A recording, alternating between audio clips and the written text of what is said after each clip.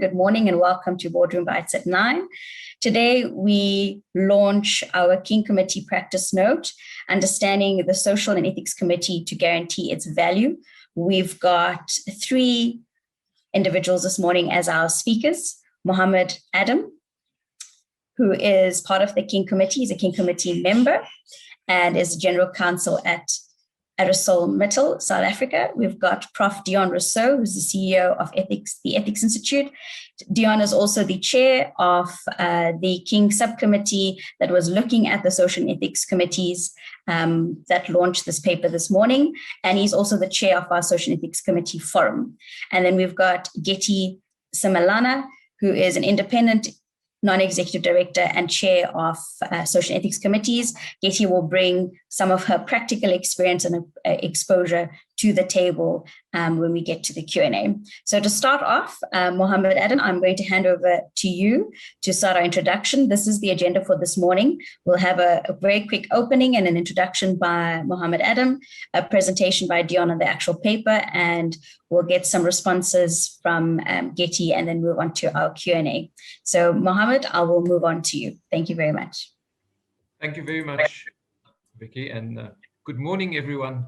It's great to have you all with us. And one of the wonderful things about the new way we do this is that people can join from all over the country, all over the world, which is really fascinating and makes for interesting and lively debate and discussion. I believe today is going to be a very interesting and informative session, and I hope you all enjoy it.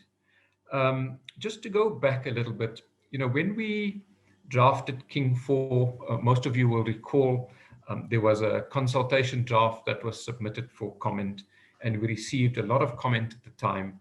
And there was a part of the commentary around King 4 that spoke about more information, more guidance, more detail. And as a King Committee, we felt that what we were trying to do is present something to the corporate world that was accessible, simple, understandable, because what we were also dealing with at the time is some complaints about some who had the view that governance was becoming too administrative, too technical, too burdensome, and people were then defaulting to tick box kind of governance compliance. And what we sought to do is create, which hopefully we've succeeded, is something that is simple and understandable, yet practical, but also focus on the outcomes of what we're trying to achieve and what good governance is about. And therefore, we ended up with an outcomes-based code. And as you're all aware, it's based on certain key principles and then recommendations or practice recommendations, which of course could be adapted to the unique situation or circumstances of a particular company. We accepted at the time that certain areas will always require further debate, further discussion, further clarity. And also as governance practices, circumstances, our environment changes, as we've seen, for example, with COVID, laws may change, that there'll always be a need for updates by way of guidance papers or practice notes as we have today. And the idea is with the guidance papers and practice notes is about more clarity, more information of how some of the principles and practices in King can be implemented given the changing world that we live in, given the particular topic that we may want to flesh out, as with today's practice note. So, for example, last year we issued a guidance paper on the responsibility of leadership in responding to COVID-19. So that's the kind of process we saw as King to try and balance the need for simplicity, make sure that we get something focused on outcomes, but address the evolving need of people with regard to clarity, further information, and as governance issues develop. The topic we're dealing with today, the practice note that will be released today, is very topical. You'll see, and Professor Deon Rossouw will take you through some of these issues, that there have been some differences between the statutory mandate, role and composition of the committee versus what was set out in King 4, and he'll talk a little bit about that. More importantly, a process has been embarked upon a while ago by the Department of Trade and Industry to amend the Companies Act, and that may change how these committees are structured, how they, and affect the composition as well.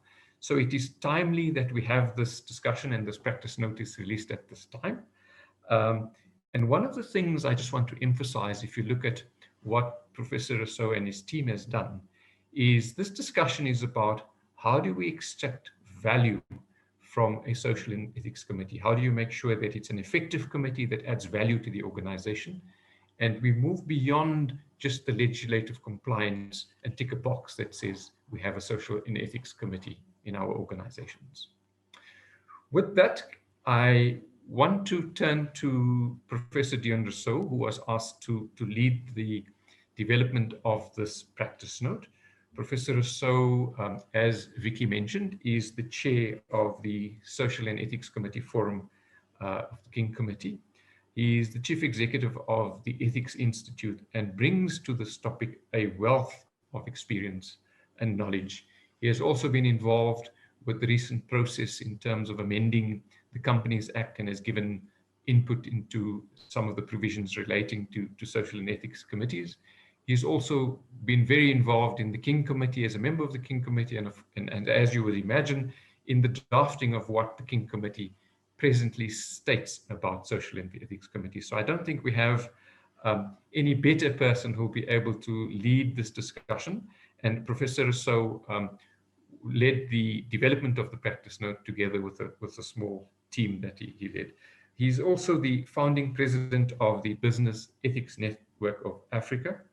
And most importantly, in all my years of working with Professor Rossouw, I think what you'll see as he takes you through this practice note is the wealth of experience, not only in terms of academic rigor, but also in terms of practice and practical solutions to deal with the issues at hand and practical solutions as to how to create an effective and value-adding social and ethics committee.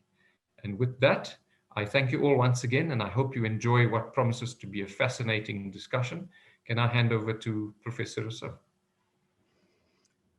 Thank you, Mohamed, and a very warm good morning here from Pretoria, where I'm based.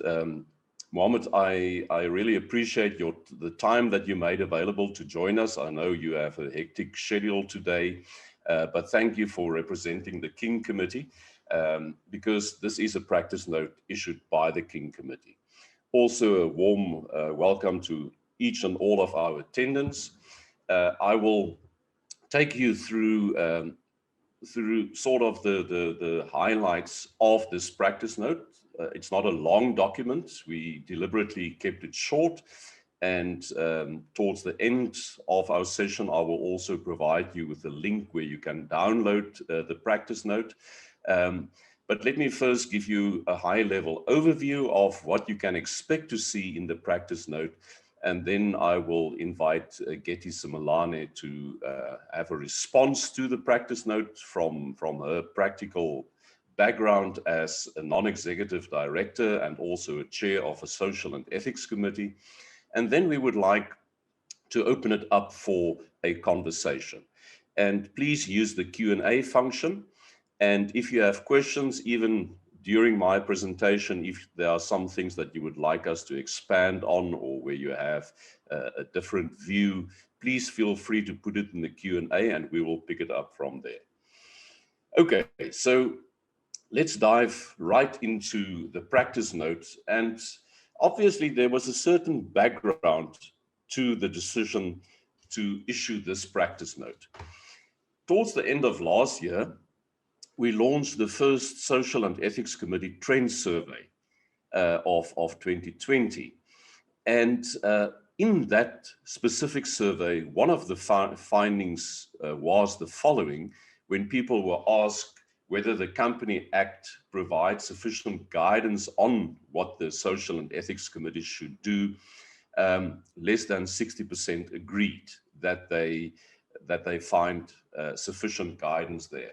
And this was actually no surprise. I was surprised that the figure was that high, because the Companies Act and the regulations when it comes to the Social and Ethics Committee is not very well written, is not very clear. There's duplication, there's a lot of a lot of problems with that we hope will be corrected now with the amendments to the Companies Act and later also the amendments to the company's regulations. But then we also asked them about King 4, because King 4 was the first of the King reports that also addressed the mandates and responsibilities of the Social and Ethics Committee. And you can see that people found that the King 4 report was more helpful, it seems, than the Companies Act, because 69, almost 70% agreed with that. But of course, there is still 30% of people, and especially if you note that our respondents in this survey was not the general public, but the chairs of social and ethics committees. So it's people who should be informed. That about 30% of them did not answer in the affirmative when it came to this question on whether the King 4 report provides sufficient guidance. So this was one of the triggers for issuing this practice note, because it told us that people are looking out for additional guidance on the Social and Ethics Committee.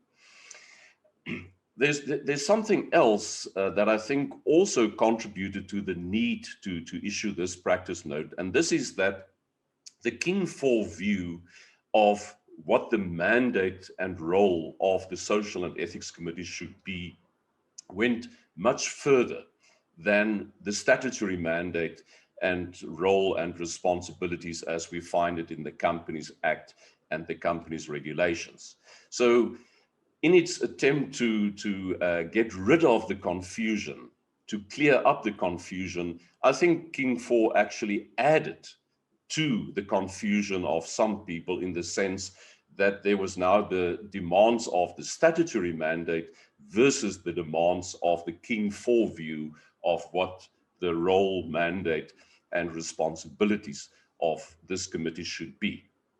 So the purpose of the practice note is then quite simply to, first of all, provide guidance on how the statutory mandate and composition of the Social and Ethics Committee can be reconciled with the King 4 principles and the King 4 recommendations regarding social and ethics committees. Then the second objective is to provide guidance on how the role and responsibilities of the Social and Ethics Committee should be interpreted within the context of the King 4 Code on Corporate Governance as a whole. What we experienced over time is that many people take a very narrow view of the role and mandate of the Social and Ethics Committee, and forgetting that it is just one more governance structure within a much broader ecosystem of governance structures and governance processes. And that the mandate and role of the King Committee, or of the Social and Ethics Committee, does not only relate to principles 2 and 3 of King 4, but actually to all the other principles of King 4, all 16 plus one of them. So that was the second objective, to say, if we interpret the role and responsibilities of the Social and Ethics Committee within the broader governance ecosystem created by the principles of the King 4 Code, what are those other principles that have a direct bearing on the work of this committee? And then all of this is in pursuit of enhancing the governance of social and ethics performance in organizations, because although social and ethics committees already achieved a lot, we all think, and we all agree, I would think, that there's much more scope for broadening the impact that these committees potentially could have on organizations. So let's start then with the statutory mandate. In other words, we go back to the Companies Act, we go back to the company's regulations, and we see what was the initial intention 4 social and ethics committees. And if we look at those 3 areas of the responsibilities of the committee, the areas on which they should focus and the expected outcome, we can see that the committee, according to its statutory mandate, has 2 main responsibilities. It has a monitoring responsibility and a reporting responsibility. So what it should monitor are these 5 areas prescribed in Regulation 43 of the company's regulations that says the committee should monitor specific aspects, and I'll give you a sense of what they are in a moment. But with regard to the areas of social and economic development, good corporate citizenship, environment, health and safety, consumer relations, and labor and employment.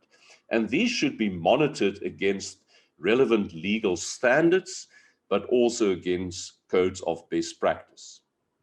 And then once the monitoring has been done, there's a reporting expectation and a reporting responsibility on this committee to report to the board of directors on an ongoing basis, but also once a year to shareholders at the AGM.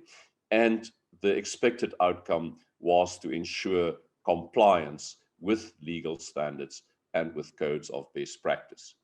Now, if we unpack these 5 focus areas using a very well-known framework that unpacks this in terms of what the committee should monitor and report with regards to the economy, the workplace, the social and natural environment, we see the following. That with regards to the economy, it should monitor and report on economic development, corruption prevention, and broad-based Black economic empowerment. And remember, these are now prescribed in the company's regulations. In the workplace, what should be monitored and reported is employment equity, decent work, employee safety and health, employee relations, and the contribution that the company makes to the education of its employees. In the social environment, it's about the impact on the development of communities, what is given back in the form of donations and sponsorship, compliance with regards to public health and safety, advertising, consumer protection, the health of consumer relations, and also whether the company is involved in human rights abuses or its supply chain, of course. And finally, regarding the natural environment, Regulation 43 says that the committee should monitor and report on the company's environmental impact. Okay, so now King 4 arrives on the scene and introduces a much broader, but also a much deeper sense of what the role and responsibilities of this committee is. And instead of saying that the committee should only oversee and then report, monitor and report, King 4 works with the point of departure that to govern anything, also the social and ethics performance of an organization, involves 4 key responsibilities. And those are the responsibilities of setting strategy, approving policy, exercising oversight, and reporting and disclosure. And this should be done with regard to those 4 areas of the economy, workplace, society, and the natural environment. But then very importantly, the outcome is not compliance, but the outcome of governance, whether it's the governance of IT, of finance, of social and ethics performance, it should always contribute to the 4 cardinal outcomes of good governance, which are, number 1, that you govern in a way that supports the development of an ethical culture. Number 2, that you contribute towards good performance, the outcome of good performance, and good performance within the context of King 4 is defined as sustained value creation for all stakeholders. So everyone who contribute in some other way to your organization should also stand to benefit from that. The third outcome is that you contribute towards the creation of an effective control environment where there's proper oversight and protection of assets.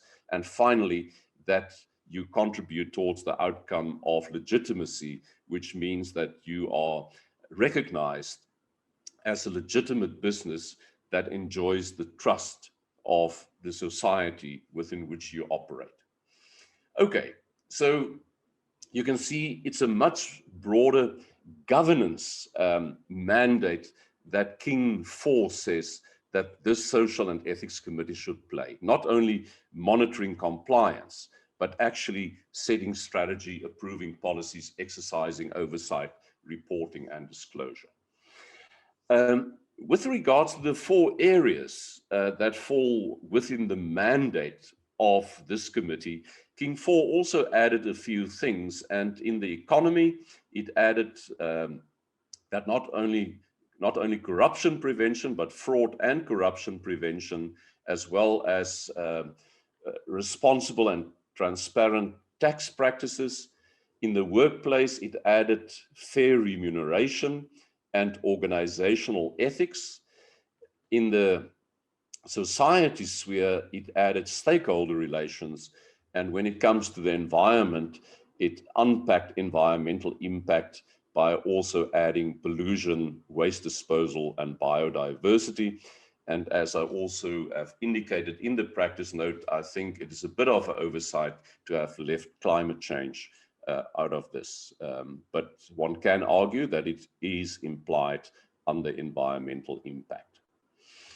Okay, so this is now how we can see there is a difference between the statutory mandate of the Social and Ethics Committee and the King 4 view of the role and responsibilities of this committee.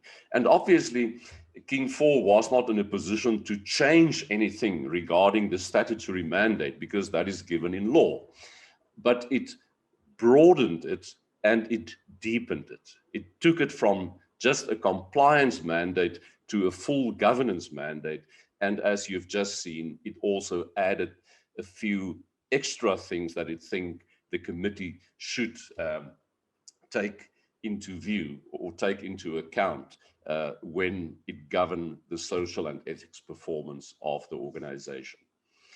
The other aspect where King 4 also went further than the Companies Act is regarding the membership of this committee. Now, if we look at the Companies Act, it says that the Social and Ethics Committee must comprise not less than 3 directors or prescribed officers. And then it goes on to specify that at least one of the 3 must basically be a non-executive director, someone not involved in the day-to-day management of the company's business. So it can't be a prescribed officer, but it must be one of the members of the board of directors who is not involved in the day-to-day business. This, however, was problematic because it could leave you with a Social and Ethics Committee where the majority of the committee, 2 out of the 3 members, could be executives, prescribed officers of the company. And as we know, probably one of the most fundamental governance principles is that you should never mark your own homework. And that is why King 4 then recommended that the Social and Ethics Committee should, subject to legal provision, once again, we can't change the law, have executive and non-executive members, with the majority being non-executive members of the governing body. So here you can see clearly an attempt to make sure that the balance of power in the membership of the committee lies with non-executive directors. So one can see here an attempt to bring a larger element of independence into the membership of the committee. Another aspect where we also see a change from the Companies Act to the King 4 recommendations on social and ethics committees is with regard to the responsible governance structure. remember, if we look at the statutory mandate, as we find it in the Act and regulations, there's only certain companies and three categories of companies: state-owned companies, listed companies, and so-called public interest companies, who are required by law to have a social and ethics committee. What King 4 said is, no, all organizations, irrespective of how you are incorporated, should govern their social and ethics performance, because your ethical culture is always key to your success and your sustainability. And as a member of society, as a corporate citizen, you always have an impact on the context in which you operate, the economy, the society, and the natural environment. So therefore, all organizations should govern their social and ethics performance. And therefore, King widened the scope here as well by saying that this mandate for governing the social and ethics performance of the organization can be given to a dedicated committee, like a social and ethics committee, especially if you're required by law to have one.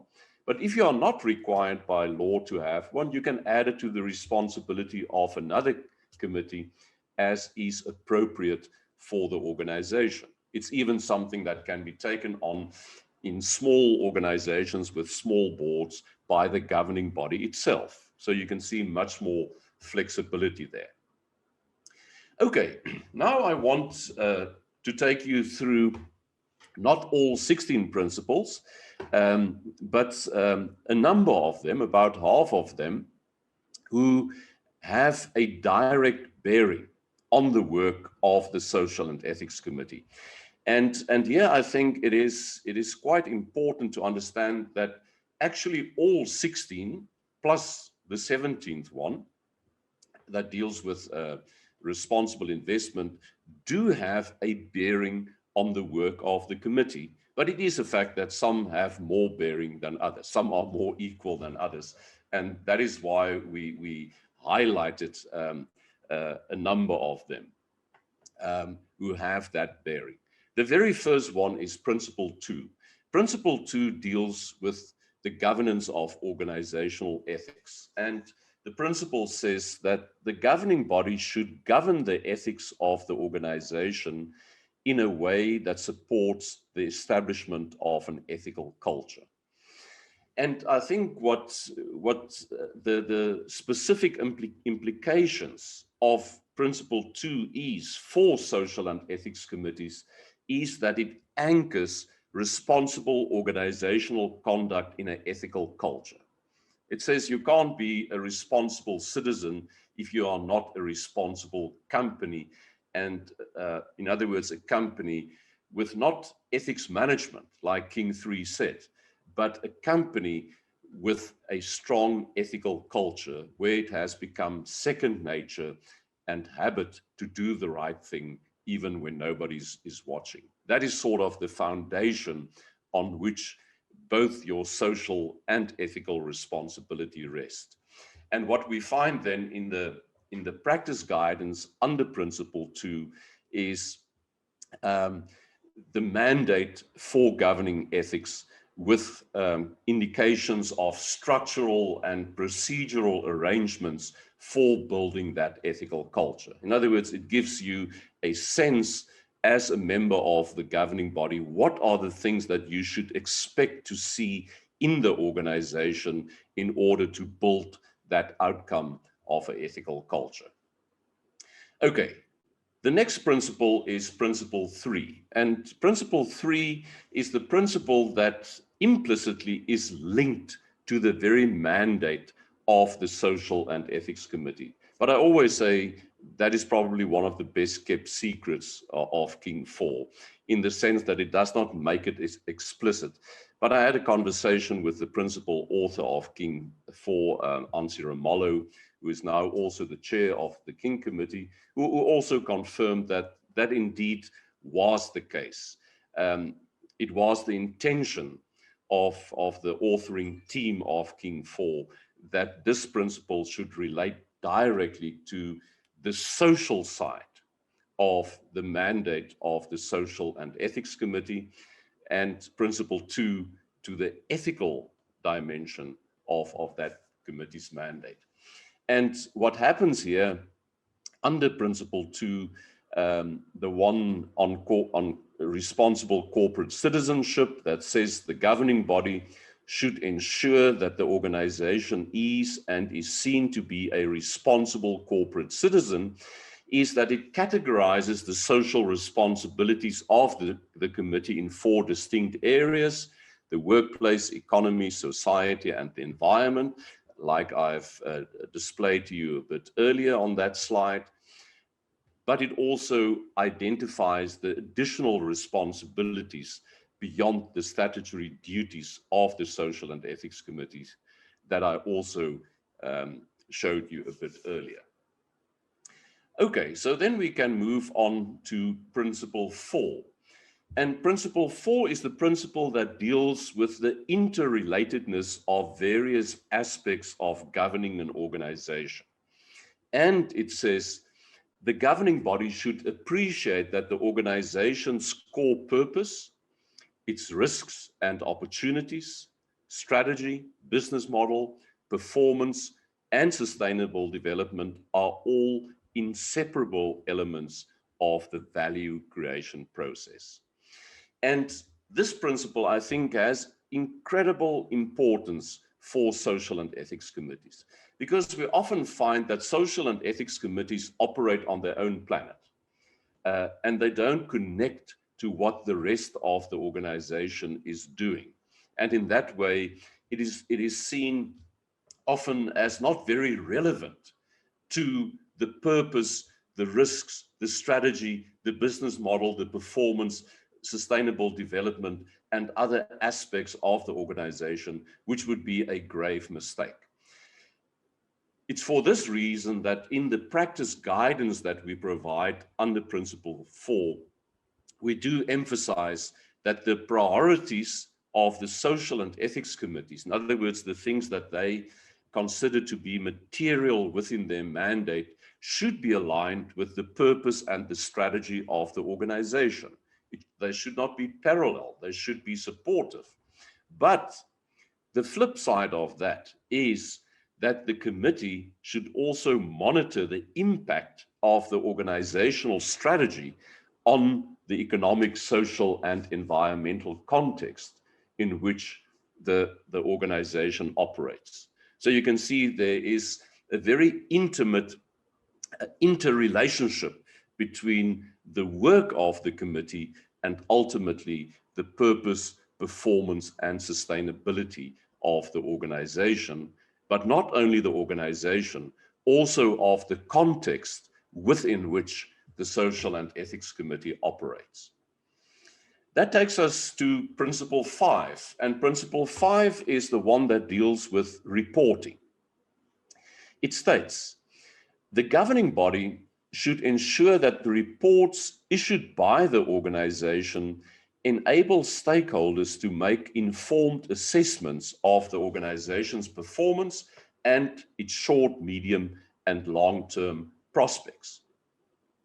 So here it is now about the role that the Social and Ethics Committee should play with regards to reporting.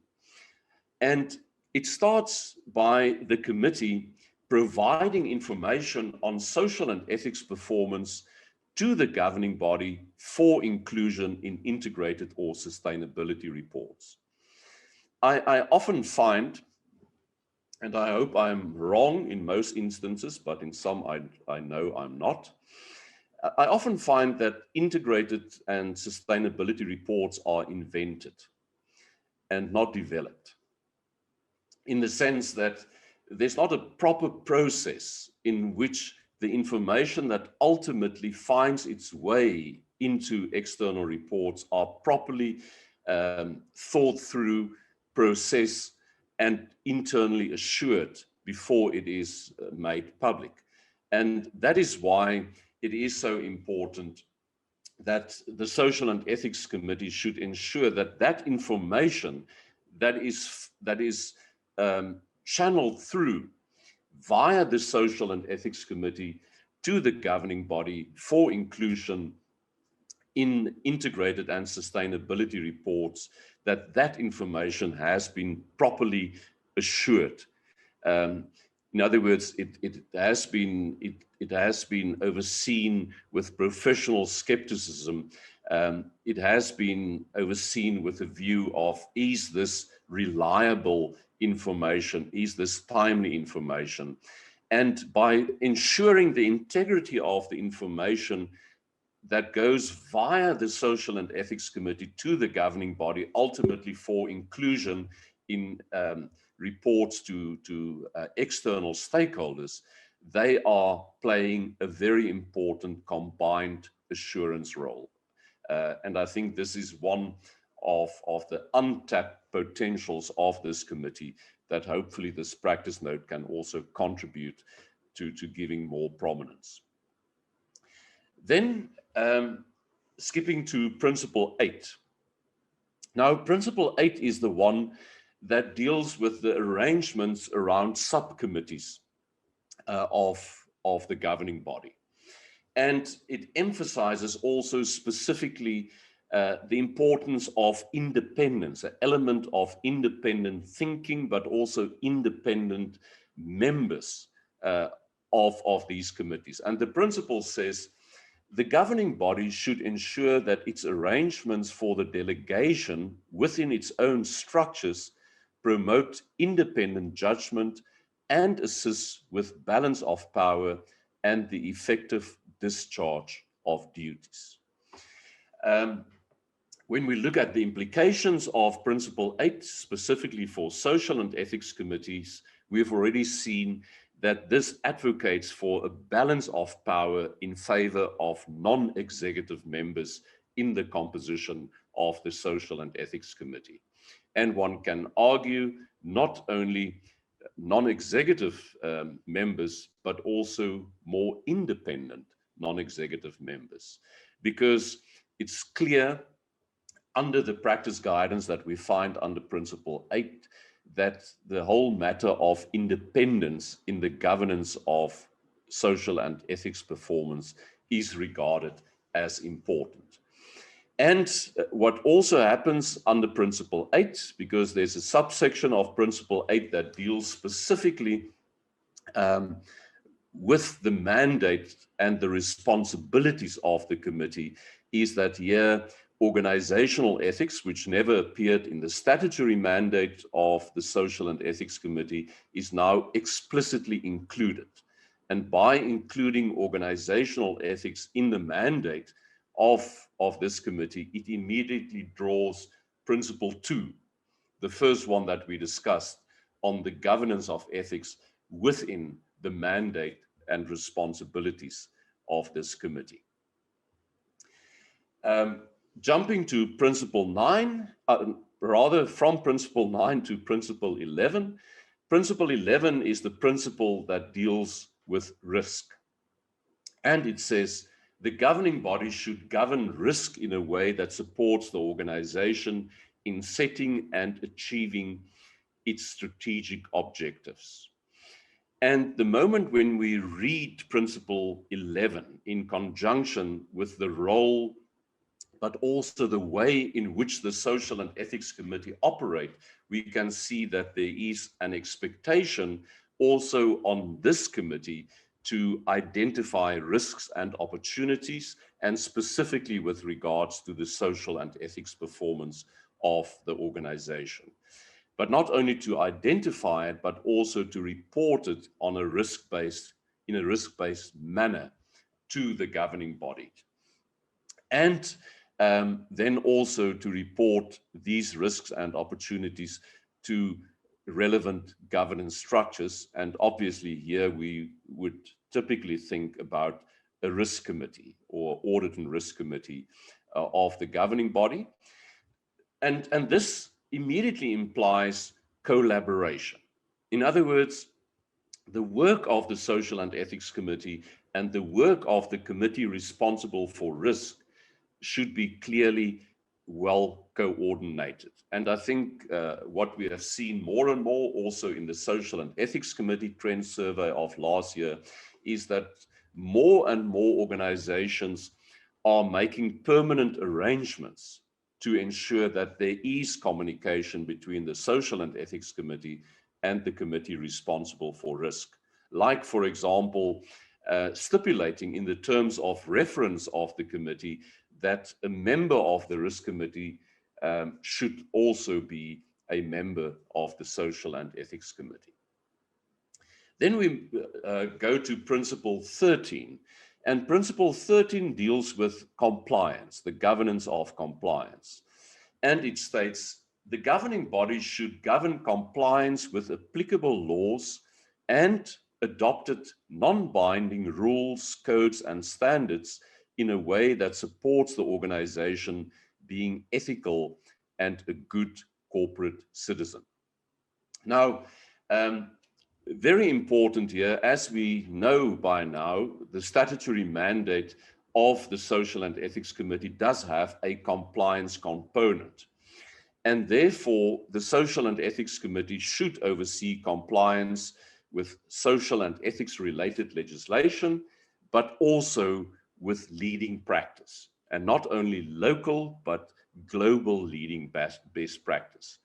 But then it is incredibly important that social and ethics compliance should not become a goal in itself, but it should be a means to creating an ethical culture in the organization and to enhance the responsible corporate citizenship of the organization. So it really points to the manner in which we should approach compliance, not as ticking the box, but as, is this contributing to us becoming an organization with a strong ethical culture and an organization who is a responsible member of the society in which we operate.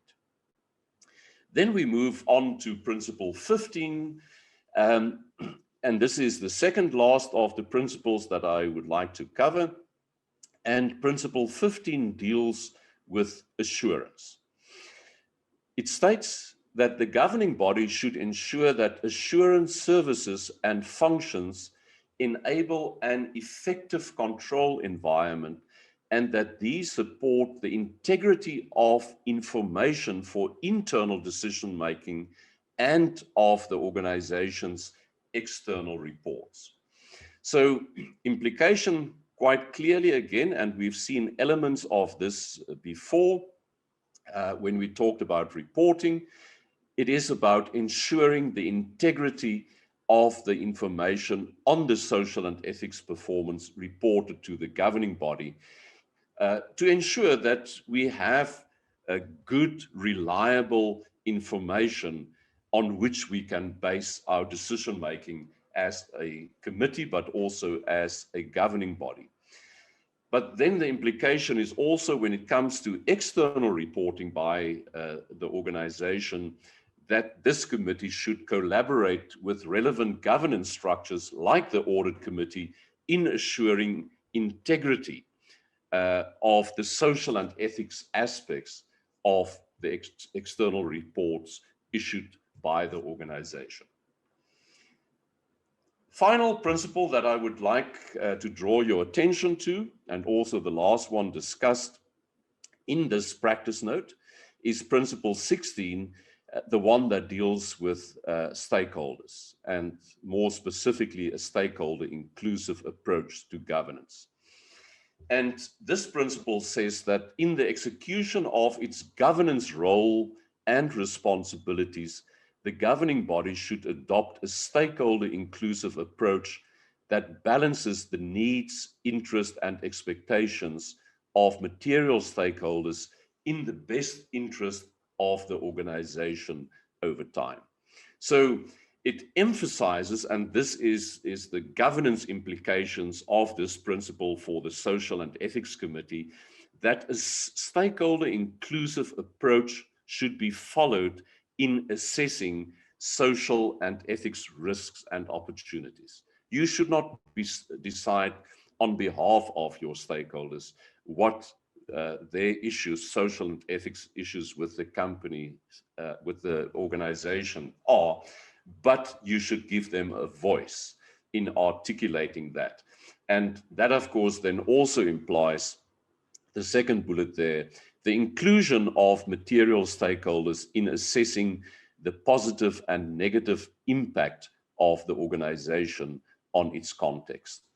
And I think it is encouraging to see that at least in some companies, we are seeing more and more of this stakeholder inclusive and stakeholder engagement approach in the way in which social and ethics committees conduct their business. Okay, there we are now to the link to this practice note. The practice note is now, I'm glad to say, officially launched, and it can be found on the IOD SA website.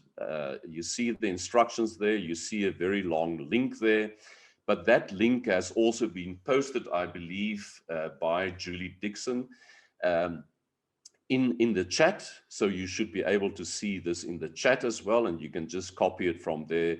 And I encourage you to download and to distribute this note very widely.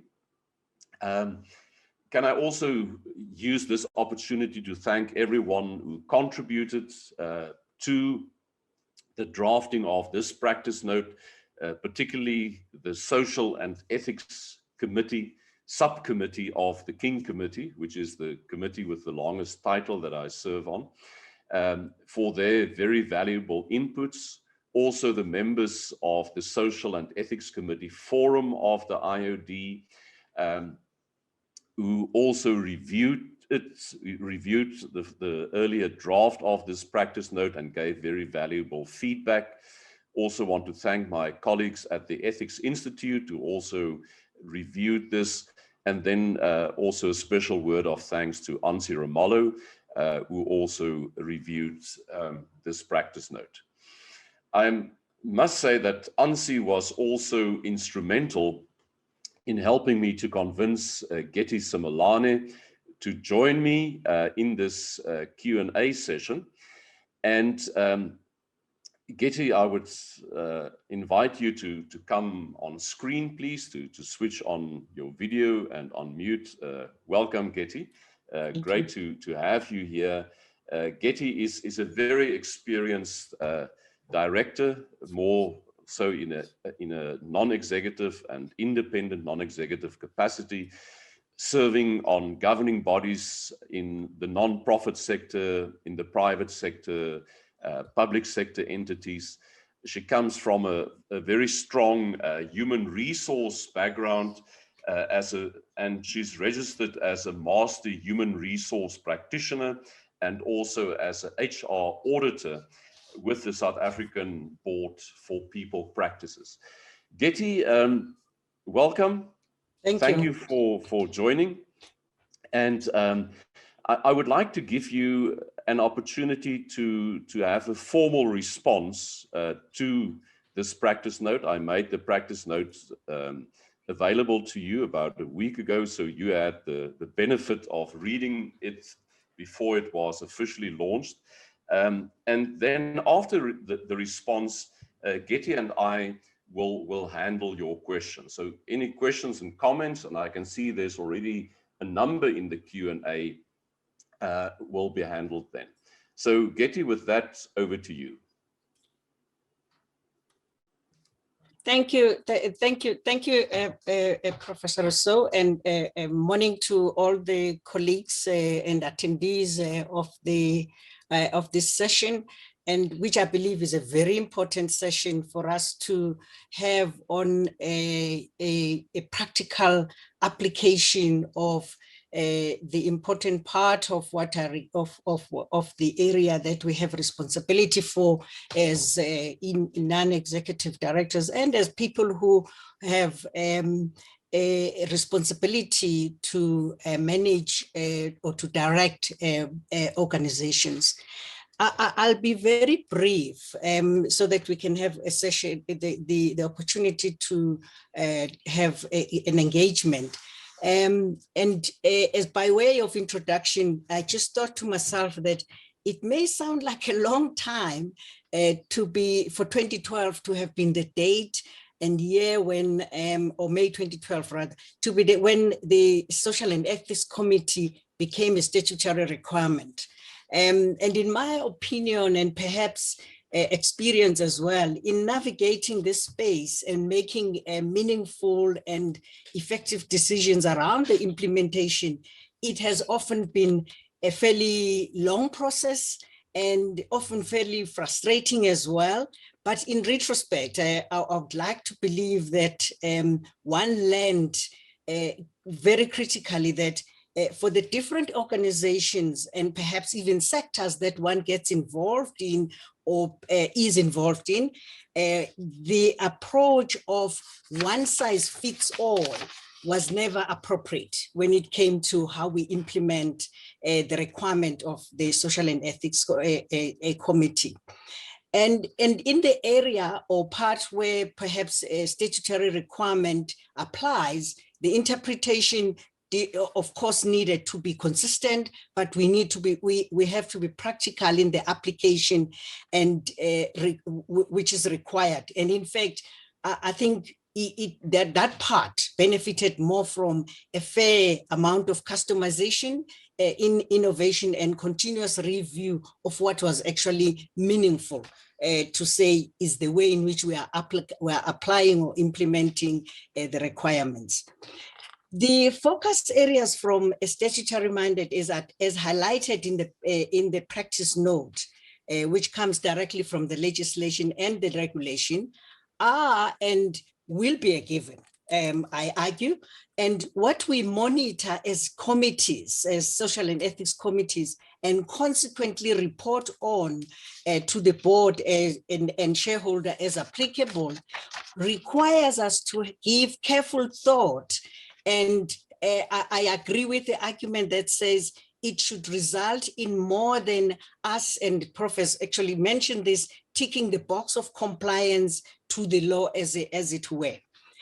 The other point I believe is worth highlighting is the fact that though the Act has a criteria that the companies need to meet for the Social and Ethics Committee to be compulsory, a King 4 recommendation for governing bodies, which says that all organizations should govern the ethics and social performance of organizations. And the practice note makes very elaborate mention of this, is the point, and it also elaborates and explains the responsibilities, the focus areas, and outcomes, which not only clarify the link to the mandate of the Social and Ethics Committee, but also demonstrates the relevance of the committee to governance as a whole, as well as the expected outcomes, I believe. This is an important aspect, in my view, of ensuring that the Social and Ethics Committee, first and foremost, focus its work with the strategy of the organization. And I think the Prof has adequately explained that point of the Social and Ethics Committee shouldn't be alone itself and shouldn't be trying to be innovative, highly innovative as to what it is it does for the organization. The alignment with the strategy of the organization should be a priority.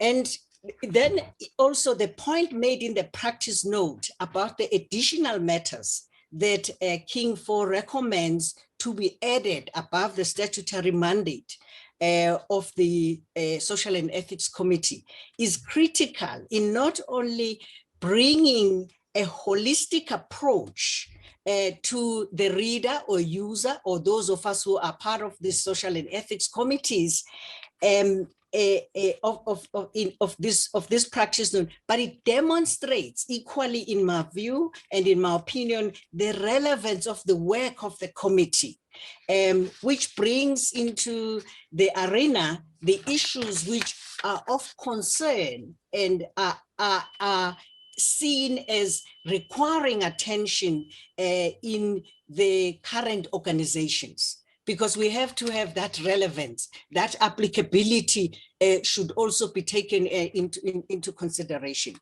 Also, this makes these issues receive the attention or focus at the highest level, which is, in this instance, mainly the board level attention, or the attention at board level.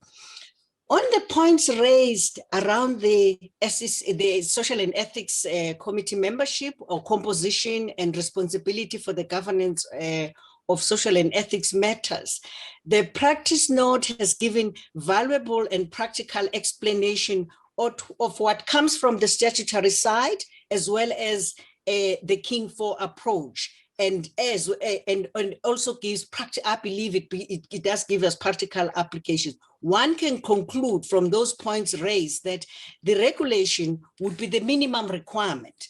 And then the King recommendations would give one enough guidance to ensure that the committee can still be effective in discharging its duties, as well as flexibility in how the committee could be structured to be more appropriate for the organization. And I've seen one of the questions there, someone was asking, how can we do this for a size of an organization that is small, or do we need to be actually doing it?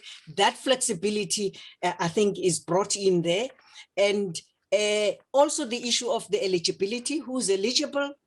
So a question around should the CEO be the chair of the Social and Ethics Committee, and how the areas that are mandatory or statutory were applicable, and these other added responsibilities can be added or delegated to this committee.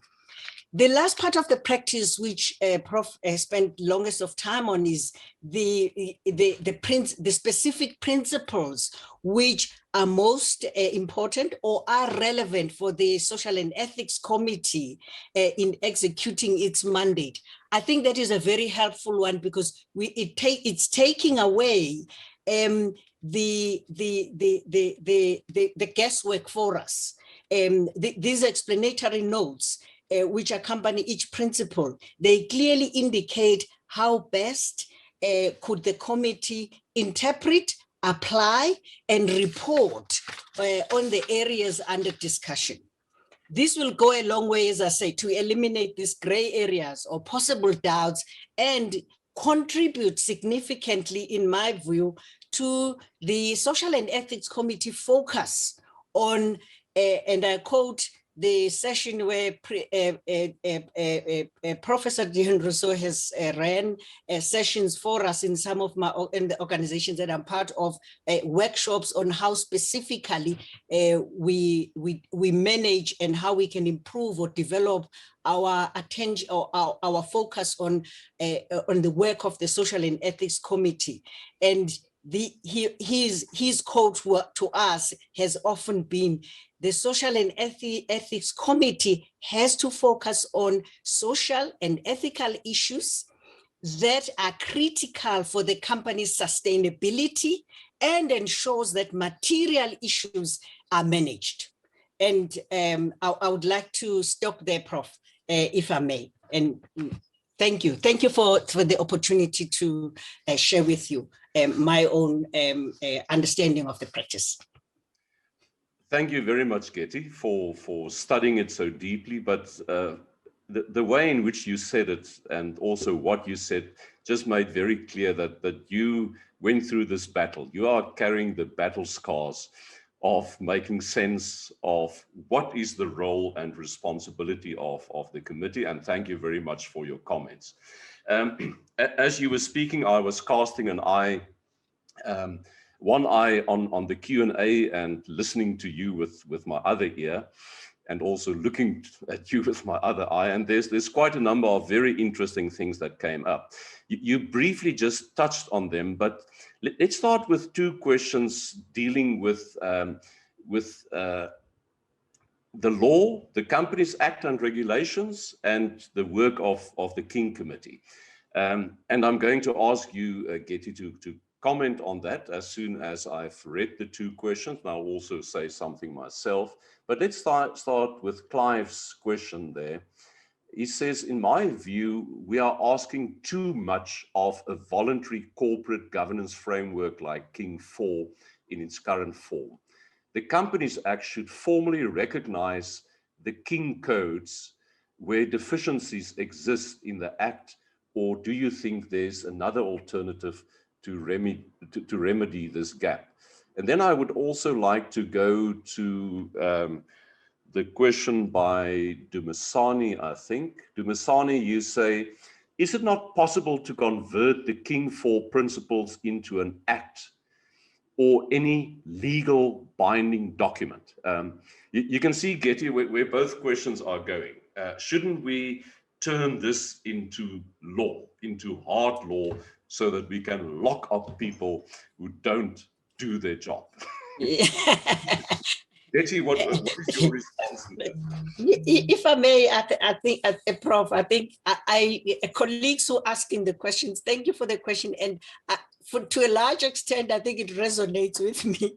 That's where I started saying, you know, if this was law, we would not be extremely regulated. We would just be making sure that everybody complies. Everybody would know that this is what they have to be doing.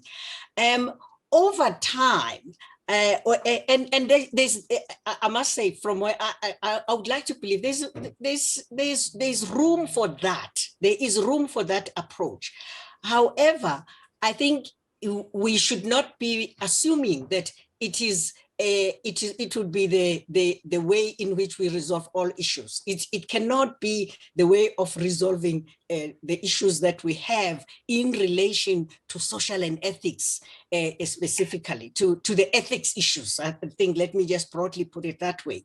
It would be unfortunate when we have to compare, when people have to do things because they are compelled. It would be unfortunate for organizations to be doing what is right, to be acting as a responsible corporate citizen, to be having ethics as part of your DNA, the ethical culture rather, be part of your DNA on the basis that it is law. You are complying with the law. I think it will be unfortunate. At some point in time, an organization has to have this as its ethos, as its driving, so that things are happening without anybody looking. Things are happening because people believe in it. People have accepted that this is the approach, especially at leadership level, and everybody brings in with you. You know, they bring in their part of the responsibility onto the table. Prof. Okay, Getty, thank you very much for that. I would agree with your approach.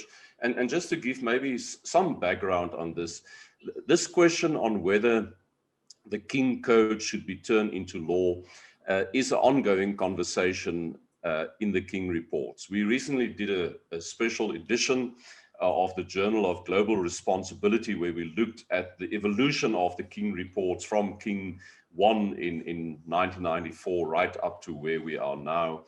And if you read through the reports, you can see just about in each of these reports, there is a conversation on mandatory versus voluntary approaches. And the King Committee has always steered away from mandatory approaches, because we believe that the moment that you make something a law, you put a minimum standard and people then start ticking the boxes. And we have a high aspiration that people embrace the principles because they want to have well-performing organizations. And I think you can raise the bar much higher. Having said that, if we look at the PFMA, the Public Finance Management Act, that was an approach to turn King II into law for the public sector. And I'm not sure if we really want to go the same way here in South Africa with regard to private companies, for example. If you look at Sarbanes-Oxley in the US, that's also an attempt to turn corporate governance into law, and it also has its limitations. But having said all of that, what happens more and more in the courts, and we've seen it now with the Dudu Manyenye case again, is that the moment when our courts have to make a decision on whether directors act with due care, skill, and diligence, they go to the King Report. And they quote the King Report. And in that way, the King Report is finding its way into common law in South Africa. And at the moment, there are already about a dozen cases where King 4 was quoted in a court case, and it's on record, and therefore it has been turned certain dimensions thereof. But let me say that was despite the intention of the King Committee. But I think it is also a positive process, because it is sending out a signal that if you want to adhere to best practice, you should take note of what King 4 recommends, because the courts will also do so.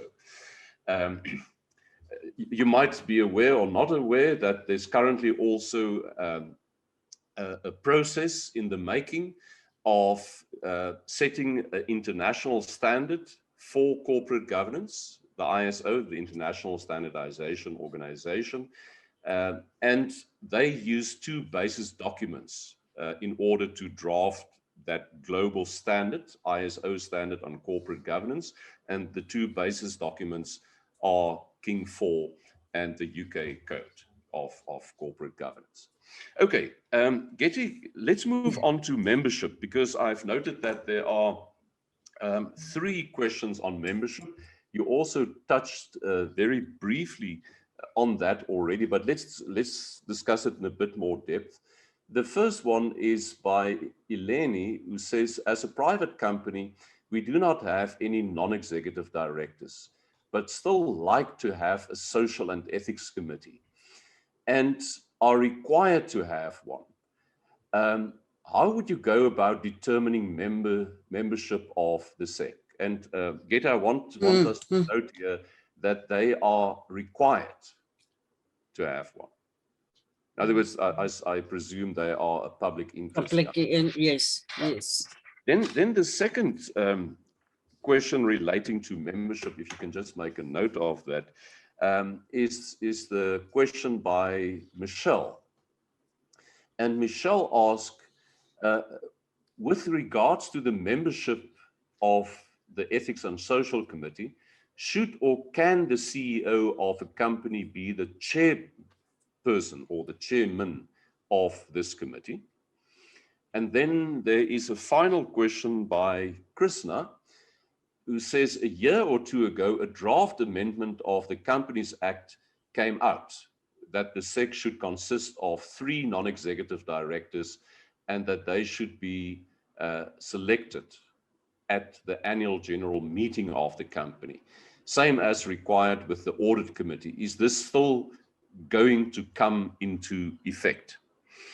Okay, Getty, do you want to go first on this one?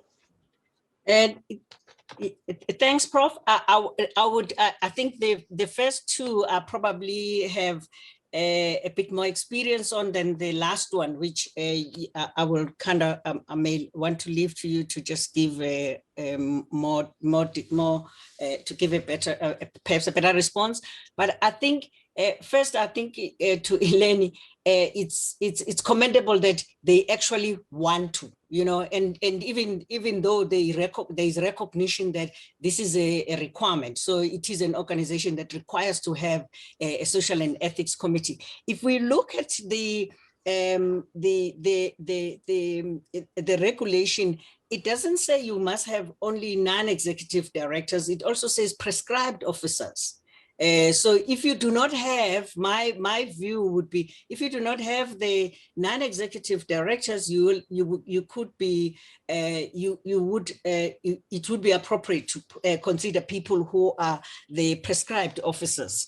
Those are senior employees who are not necessarily directors. So this is and who are deemed to have the similar obligations as directors. So there is an answer there. But then there is another one, Prof, which I would like your comment back to me, or back to us, all of us on it, is I have had an experience where individuals who are not board members or part of the company are requested to be members of the Social and Ethics Committee as independents, external members who got people who perhaps have got some experience, or they are regarded as having appropriate experience that can be of value if they sit in the Social and Ethics Committee. So that's my response on the brief response on the Eleno one. And the one the question about the CEO of a company being a chair of the committee, my response would be, I think this is where we find ourselves without having very specific prescripts or things that regulations say, thou shalt not. But if you think about what you mentioned earlier, Prof, about marking your own homework, who is the CEO? The CEO is the henchman, I call them henchmen of the organization. This is the most senior person of the organization. This is the person who are holding accountable for the running, management, and execution of strategy of this organization. How will it look like when they actually are chair of the Social and Ethics Committee? I would argue that being a participant in the Social and Ethics Committee is relevant, appropriate, but being a chair of that committee, I think the optics for me don't seem to give a good and a fair legitimacy of that committee being able to be seen and to be viewed as being non-partisan, not having interests that are or not serving certain interests. It's more of it could be, one could argue it's more of a perception, but perception sometimes becomes a reality in when you operate in an organization and you've got other people that have an interest in that organization, i.e. your different stakeholders. Prof? Yeah. And I would once again agree with you. I think it would be unfortunate. I agree it would also send out the wrong signals, or you say the wrong optics.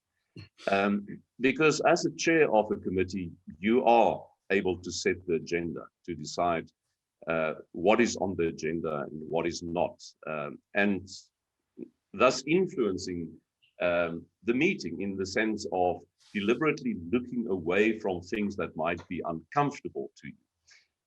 So I think very clearly, it's not a good idea.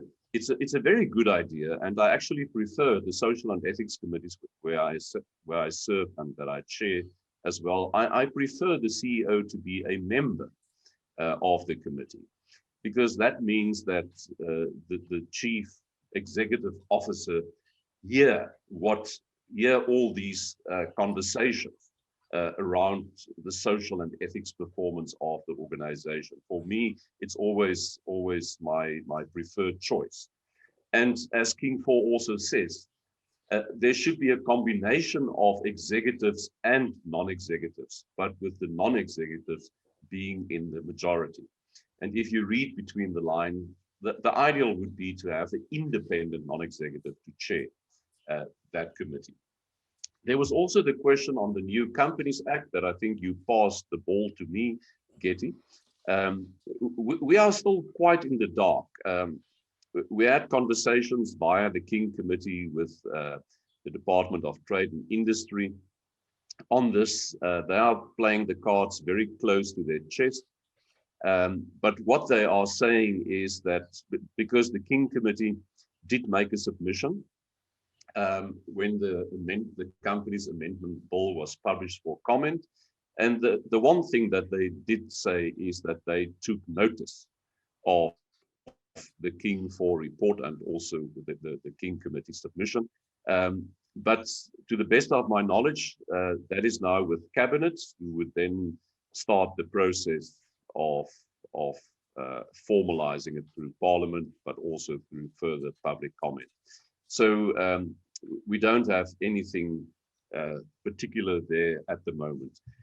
Just regarding the question that we are required by law to have a social and ethics committee, but we don't have non-executives on our board.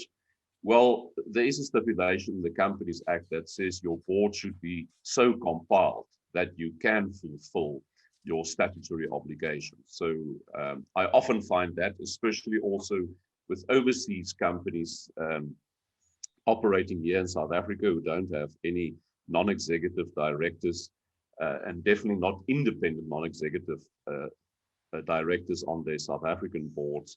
But I think the law is quite clear. You simply have to do that.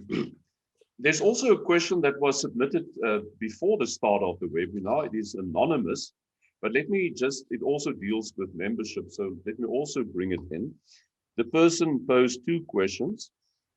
Question one, a number of organizations have experienced problems with their advertising campaigns over the past few years, with stakeholders reacting negatively to the messages conveyed through these advertisements.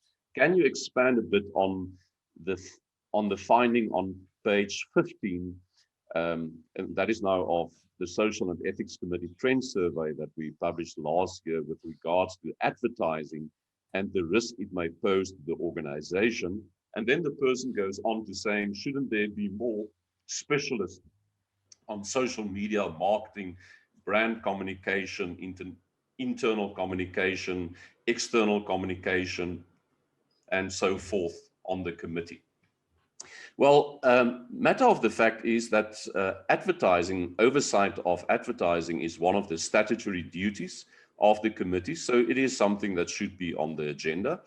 And as this person said, some companies have been burned very badly because of insensitive, racist, sexist type of advertisements. And therefore, it definitely would make sense for the committee to keep a keen eye on that. But here's a question, and it also relates to some of the other questions. Should we now make these people, these specialists in communication, members of the committee? And my advice would be no, don't make them members, make them standing invitees of that committee. Because the moment that you make that person who's not a member of the board, a member of the committee, that person carries director liability. And they participate in conversations in the Social and Ethics Committee. But remember, this committee only make recommendations to the board. The board makes the final decision. And therefore, they have to carry liability for decisions to which they weren't party to. And that is a very uncomfortable position to be in. And Getty, I think that also speaks to your question related to serving as an independent on a social and ethics committee, but not being a member of the governing body. I'm very, for similar considerations, very, very careful of this, because the same logic applies. You sit in a committee, you carry director liability, but you're not sitting on the board to make the final decision. And therefore, I would strongly advocate the whole notion of standing invitees or ad hoc invitees. In other words, when we talk about advertising, by all means, let's get all the communication specialists in. And the Companies Act even says that the company should pay for that if you want to bring in external experts to consult or advise the committee. So rather go that route and make membership absolutely the last resort, because it does carry great liability. Getty, there are also some questions on ethics that I picked up by Elvin and David. Let me just quickly see if I can find them. Elvin says, how can you honestly measure an ethical culture? I find it difficult to understand that you can tie organizational performance towards ethical culture. What could be some type of standards under the principles that can be applied to make it tangible. And then I noted here that David also have a question. Let me just see David's question. David says, please expand on what you consider to be an organization's ethical culture. Getty, do you want to go first on this one?